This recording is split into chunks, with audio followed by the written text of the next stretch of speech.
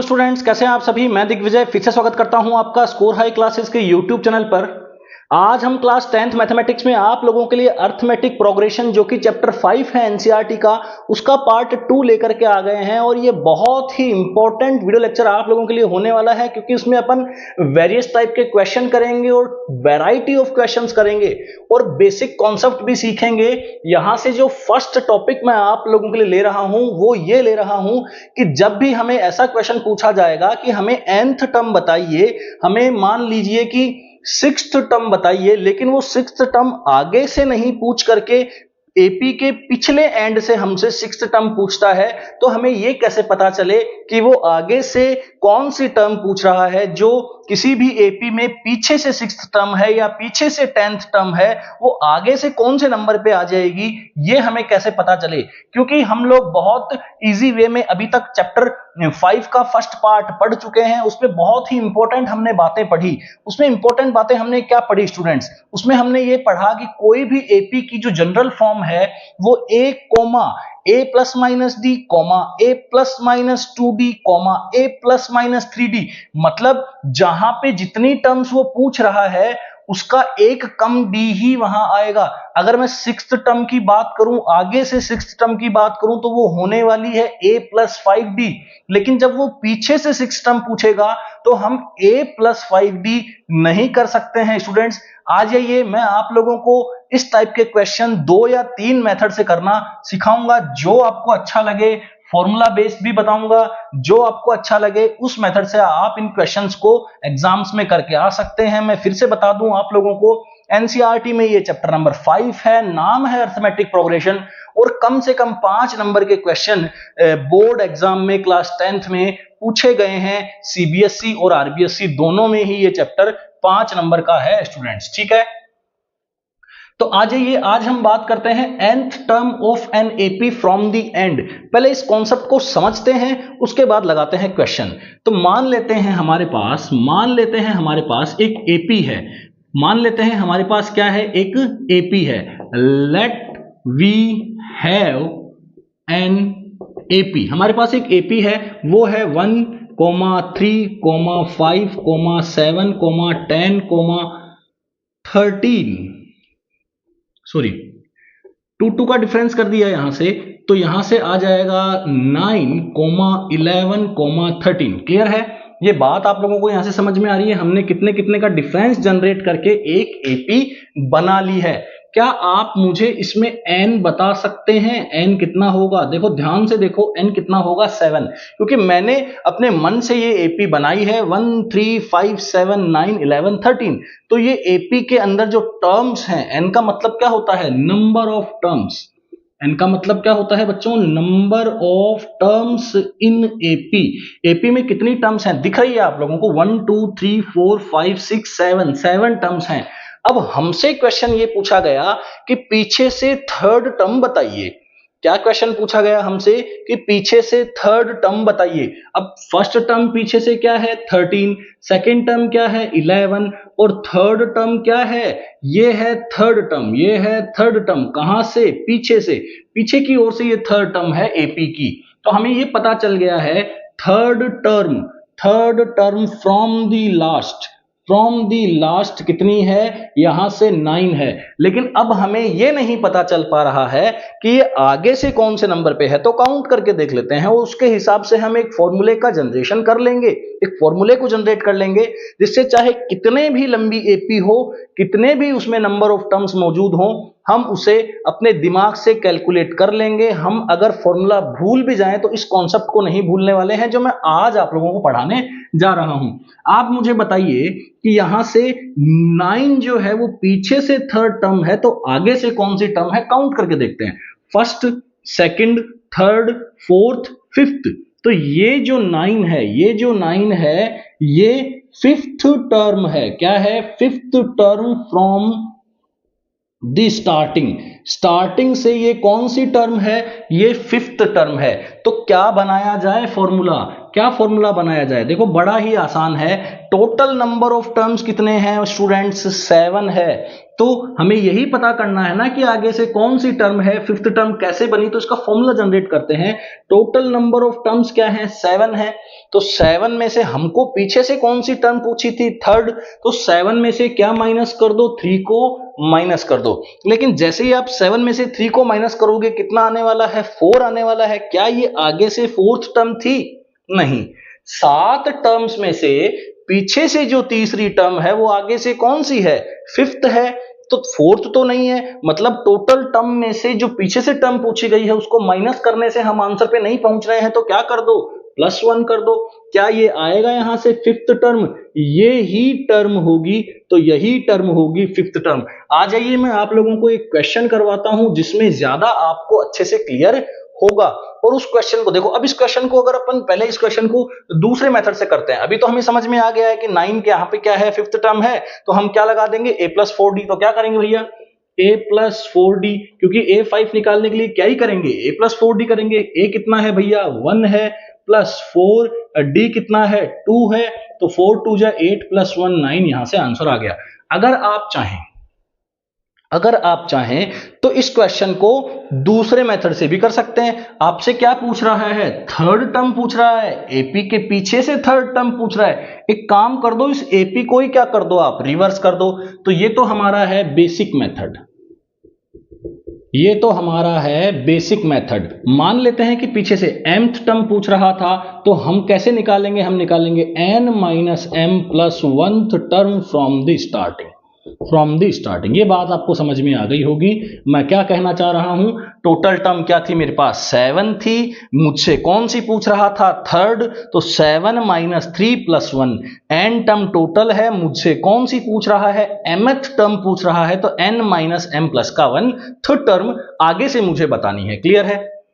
अब मैं इस बेसिक मेथड के बाद दूसरे मेथड पे आता हूं जो हमें यह बताएगा कि आप वैसे भी कर सकते हैं, टाइप 2 या मेथड 2 इसे हम बोल देते हैं। इसे हमने कौन सा बोल दिया, मेथड 1 बोल दिया, इसे हम बोल देते हैं बच्चों मेथड 2। आज ये मेथड 2 कैसे करें, जब भी क्वेश्चन आए कि पीछे से ये वाली टर्म बताइए, ठीक है। तो एक काम करते हैं, एपी को क्या कर देते हैं, रिवर्स कर देते हैं, रिवर्स द एपी। एपी को क्या कर दो बच्चों, यहां से रिवर्स कर दो। अभी एपी को रिवर्स करोगे तो क्या आ जाएगा, 13 11 9 7 5 3 1। समझ में आ रही है आप लोगों को बात। तो अब ये क्या पूछ रहा है, ये थर्ड टर्म पूछ रहा है, इसको थर्ड टर्म ही बता दो। तो थर्ड टर्म क्या होगी इसकी, a+2d। क्या होगी भैया, a+2d। a कितना आ जाएगा, 13 + 2d कितना आ जाएगा, -2। होप सो आपको समझ में आया होगा। जो d पहले था उसका साइन क्या कर दो, चेंज कर दो, और a आपका जो लास्ट टर्म है उसको बना दो फर्स्ट टर्म, लास्ट टर्म को बना दो फर्स्ट टर्म, और d का साइन क्या कर दो, चेंज। एपी रिवर्स करके भी हम ये आंसर कर सकते हैं। तो यहां से क्या आ जाएगा, 13 + माइनस 13 - 4 दैट इज 9। हम ऐसे भी कर सकते हैं। और लास्ट मेथड, थर्ड मेथड में यहां से बताने जा रहा हूं, जो है फॉर्मूला। यहां से an from the last, an क्या निकाल रहे हैं, फ्रॉम दी स्टार्टिंग नहीं, फ्रॉम दी लास्ट, लास्ट से an निकाल रहे हैं, तो l - n - 1 इंटू d भी कर सकते हैं। l मतलब होता है लास्ट टर्म, l मतलब क्या होता है, लास्ट टर्म। तो लास्ट टर्म कितनी है अपनी, 13 - n कितना है, 7 7 - 1 क्या हो जाएगा, 6। तो यहां से 6 इंटू d कितना है, 2। सही है। l - n - 1 इंटू डी, नहीं, n हमसे क्या पूछ रहा है, n पूछ रहा है थर्ड टर्म, तो यहां से 3 - 1 आएगा। n क्या पूछ रहा है, थर्ड टर्म पूछ रहा है, तो 3 - 1 इंटू डी कितना है, यहां से 2। तो ये 13 - 3 - 1 क्या हो जाएगा, 2 2 2 जा क्या हो जाएगा, 4। यहां से फिर से 9 कैलकुलेट हो जाएगा। आई होप सो आपको 1 3 5 7 9 11 13 से मैंने आपको बहुत सारे टाइप क्लियर कर दिए हैं, बहुत सारे मेथड्स क्लियर कर दिए हैं। जो है बेसिक मेथड है, जो हमारा एक रिवर्स द एपी मेथड है, और यहां से एक मेथड है हमारा फॉर्मूला।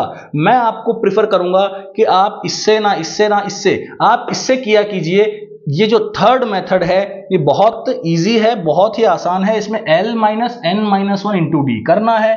इसमें l क्या होगा, लास्ट टर्म, n क्या होगा जो आपसे पूछी गई है, आपसे थर्ड टर्म पूछी गई है, तो 3 - 1 इंटू डी, जो आपका डी नॉर्मल था, इसमें साइन वगैरह चेंज नहीं करना है।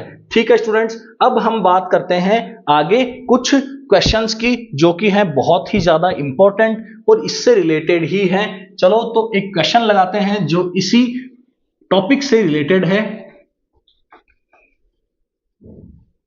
आप लोग पॉज करके नोट कर लिया करें।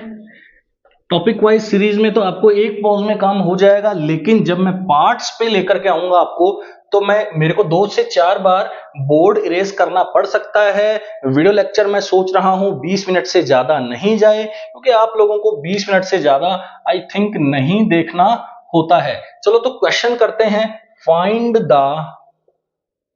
8th term from the and in the given AP 7, 10, 13 dash dash dash 184। हमें इस AP के अंदर 8th टर्म बतानी है फ्रॉम दी एंड। हमें क्या बतानी है? 8th टर्म बतानी है फ्रॉम दी एंड। तो हम क्या करते हैं, सीधा क्या लगाते हैं भैया, फॉर्मूला हम यहां से निकाल रहे हैं an from the and, from the and. तो यहां से an निकाल रहे हैं तो n की वैल्यू ऑटोमेटिकली क्या हो जाएगी, 8 हो जाएगी। l यहां से हमें साफ साफ दिख रहा है, लास्ट टर्म कितनी है, 184। क्लियर है?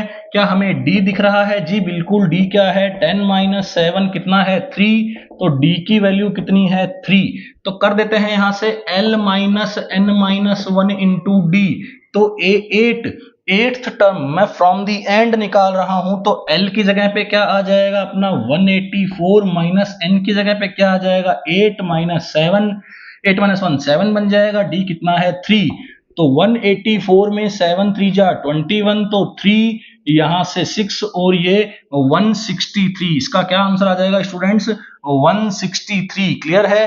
4 - 1 3, 8 - 2 6 और 1 एज इट इज। 7 3 जा क्या हो जाएगा 21, 8 - 1 d अपने पास कितना था, 3। एक क्वेश्चन और करते हैं ताकि आपका कॉन्सेप्ट बिल्कुल क्लियर हो जाए। क्या हम इसे वेरीफाई करें? हमारे पास फॉर्मूला क्या था, n - m+1। n - m+1 term ही तो आगे से निकालनी है। n कितना है, लेकिन हमें पहले n निकालना पड़ेगा। देखो वहां लेंथी ये क्वेश्चन हो जाएगा। अब आप कहोगे सर n तो 8 है। अरे n 8 इस फॉर्मूले के अकॉर्डिंग है 8th term from the end. n हमारे पास जिस बेसिक मेथड से करेंगे तो n total number of terms हैं। तो टोटल नंबर ऑफ टर्म्स कैसे निकालें?